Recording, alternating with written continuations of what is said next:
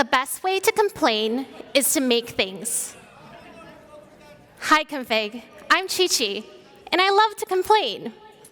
I mean, make things. It's so lovely to be here with you today. I'm currently a designer at Instagram, and I've been fortunate to co-lead design for Edits, the new editing app we just launched.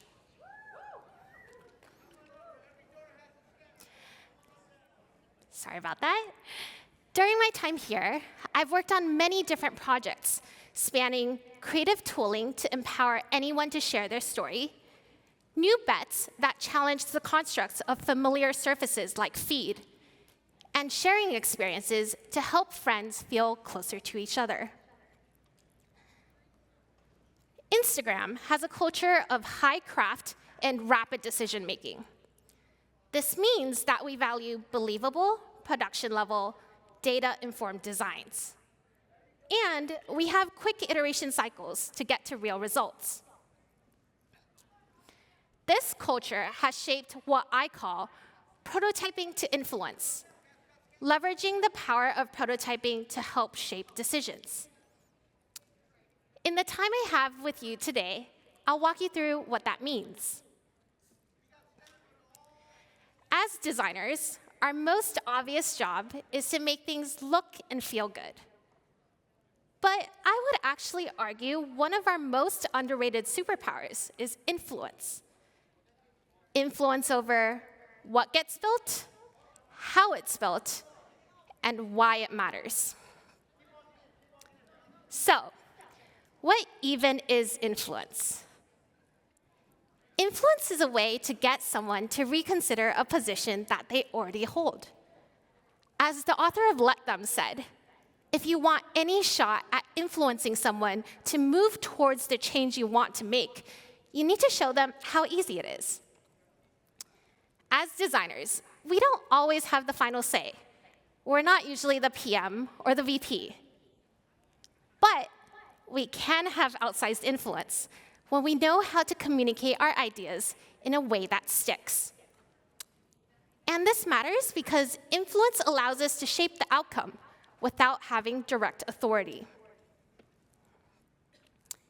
And the most powerful tool for that, you guessed it, prototyping. Prototyping is the act of making an idea tangible early on. It can be messy, low fidelity, or hacked together, but it's real enough to react to. And that's what helps you build instinct on whether there's enough substance to keep going. The first Nike running shoe was actually a prototype made in a waffle iron. Bowerman experimented with pouring a substance similar to rubble into a waffle maker at the breakfast table. And this physical tinkering revealed a performance edge on the track, and it made Nike into the athletic apparel powerhouse that it is today.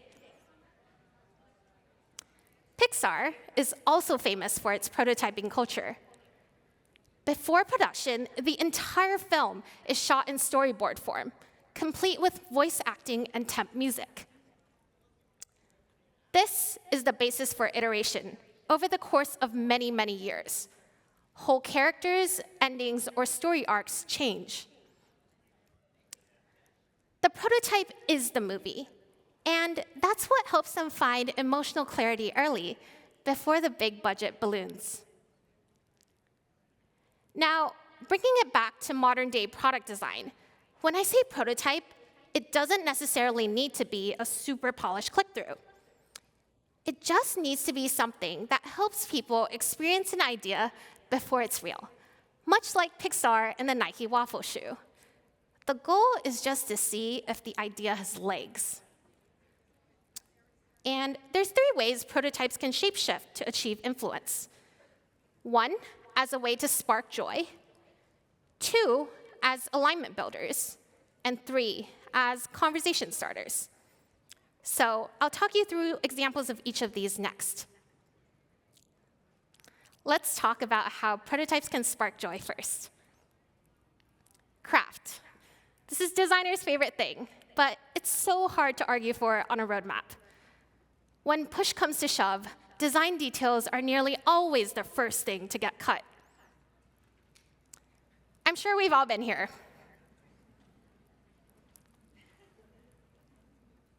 Deadlines are tight, there's still a bunch of functionality to build, and the stress in the room is compounding.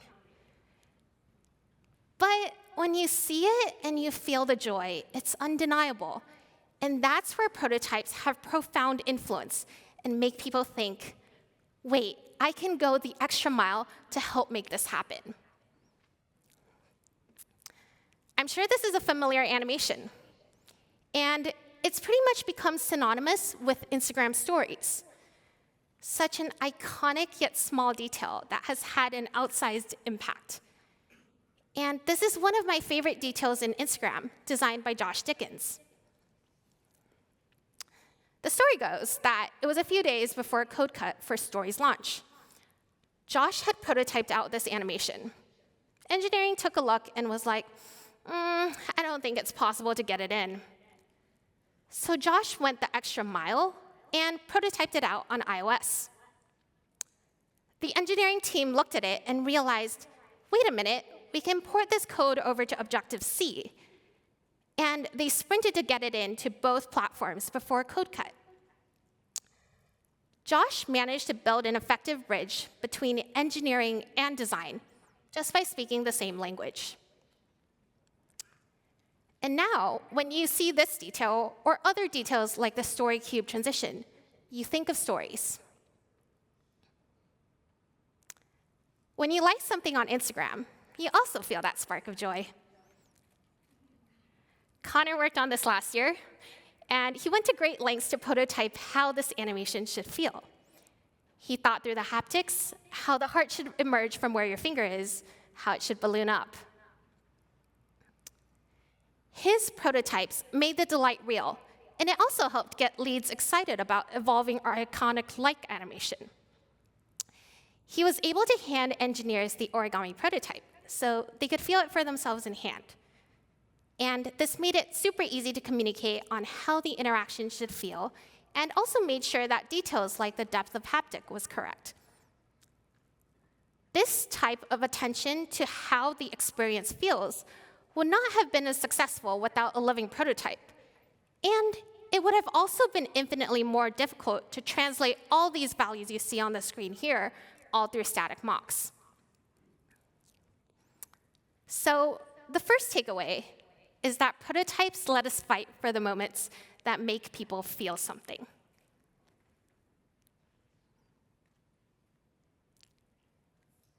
Prototypes are also useful in aligning a room. This might be a room filled with stakeholders or cross-functional partners that you need to work with. In order for alignment to happen, teasing out the edges of what you're even building is crucial. Some of this needs to happen in partnership with engineering, just to better understand the limitations of the technology that you're working with. Early on, when we were working on our model for edit speed ranking, it was super crucial to partner with engineering. Before we got the official green light from leadership, we built internal tools like you see here that were able to simulate what the feed would look like for different users, just to prove out that this concept was even worth investing in. We showed up to the review with this prototype as a proof of concept, so that we could have a higher fidelity conversation about whether this was worth investing in. And the outcome of the review was that we actually needed to continue iterating on this model. It wasn't quite ready to be productionized, and we needed to tweak a few more parameters. But it saved our engineering team a lot of time, because we wouldn't have fallen into the sunk cost trap if we just went on full steam on implementing it directly. Another technical example is in understanding loading times and latency, a common issue that we need to design for when working with our generative models. A way I've seen this be really effective is in Steph's work. By prototyping with our actual models, Steph's able to account for loading times, error states, and realistic outputs of the model, which in turn influences how we implement it. And another way I've also seen effective alignment is through plugging in real-world data to tease out UI decisions. With over 2 billion users, Instagram operates at a massive scale, and small changes ripple through complex systems. Data-driven prototypes help us refine and align on directions by surfacing the possibilities. When Hiroki and Kupo were looking at redesigning the profile, Hiroki actually built a prototype that took in real data from real users. This helped simulate realistic scenarios of how the changes would look across different types of users on Instagram. And by putting all these realistic scenarios into a single prototype with multiple knobs to tweak, it became easier to make trade-offs on the UI level when the room could understand the extremes of what they were working with. Prototypes are also an incredible tool for shaping strategic conversations on what direction the product should go. And a tool that I commonly use is what I call the spectrum. The formula is simple. You align the room on 1, the problem, 2, why it matters, and 3, the spectrum of solutions. And this works because it gives the room shared language to debate. Either end of the spectrum doesn't need to be what you ship, but it does need to be far apart enough to force a clear conversation on what's working and what's not. So let's look at an example. I want a safe way to share my thoughts on content without having to comment to the entire world. And this matters because Instagram wants to foster a safe way to share. And the spectrum could range from repost to profile to semi-private group spaces or a bump for your friends. And I credit us being able to decide on a path forward because of these 3 prototypes that you see here. It gave the decision makers in the room shared language to debate on which path was best, and also talk about the trade-offs with potential pitfalls of each approach. This project eventually became Content Notes, a safer way for people to share their thoughts on others' content without having to comment. So the second takeaway is that prototypes give clarity to which direction we should go in, from technical implementation details to UI designs, also to strategic decisions. Prototypes also start conversations. They help people see the vision and start talking about whether it's worth the investment. There's a recipe for making sure this feature you're imagining lands. Knowing who your audience is and what they care about, starting a conversation at just the right time, and getting the details just right enough so that the first step feels inspiring yet believable. Around last year, when we were first exploring integrating generative AI into consumer products, there wasn't a ton of conviction in investing in facial generation models. It was actually nowhere on the roadmap. So I saw an opportunity, and I started playing with the possibilities, leaning into existing trends that we had seen on social media over the years.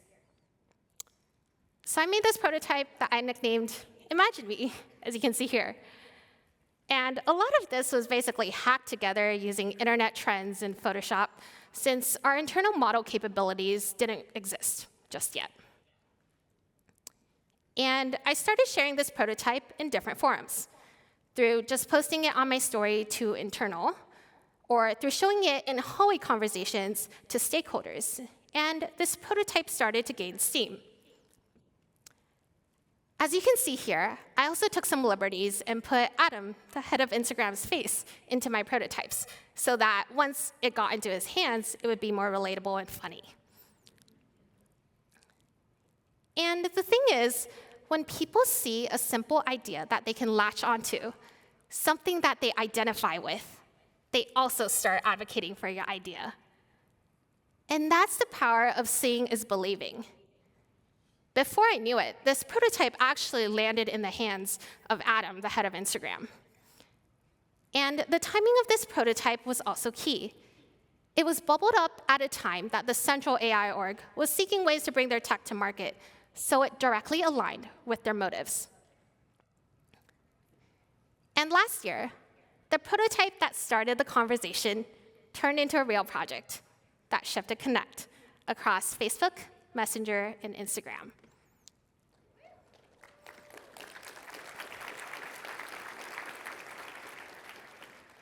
So why did this work? I attribute this to getting the right people on board who are incentivized to go bat for the project, circulating an idea with just the right timing, and one artifact that felt believable enough: simple, doable, and fun. Now, let's talk about edits.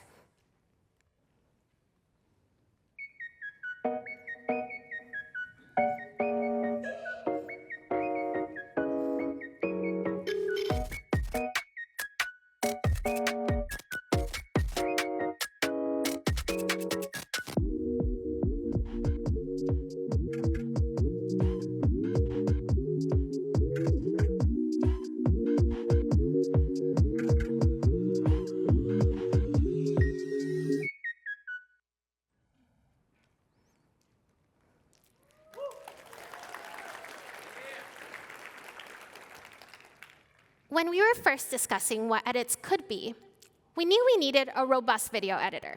That was a no-brainer. But it felt incomplete.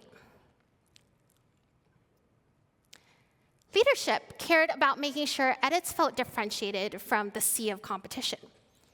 And creators, who are our target audience, cared about tracking their ideas, which is currently fragmented and spread out across many, many apps. So we went to the drawing board, and we came up with this concept of a Notes app to complement your editing workflow. But the first version we pitched flopped. Something about the execution just was lacking the yes factor, even if the timing was right and it solved a real need for creators. And so we went back and continued iterating.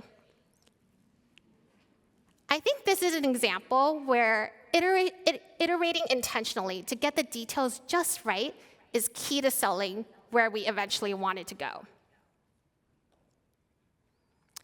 And I credit a lot of the selling of what we were trying to accomplish to this prototype that made this idea come alive. The core of the idea didn't really change. It was still a notepad, but the execution of the sticky note greatly mattered. And this is the version we launched with: a simple, fun little sticky that is tightly integrated with your saves on Instagram. Again, why did this work? It solved a genuine need for creators. It had the right timing because leadership cared.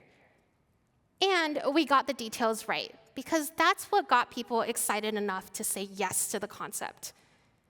And we shipped this about 2 weeks ago, just a little early for comfort, but because we wanted to build with creators.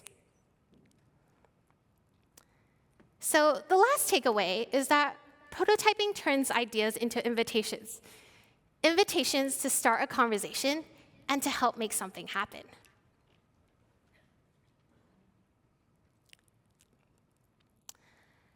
Prototyping isn't just about making interactions clickable, and designers aren't just meant to push pixels.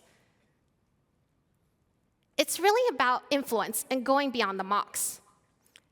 It's how we spark joy by turning functionality into feeling, align the room by providing clarity, and start a conversation to turn vision into reality. You don't need a perfect prototype. You just need one that moves the room. And influence isn't always loud, but with the right prototype, it's hard to ignore. Thank you.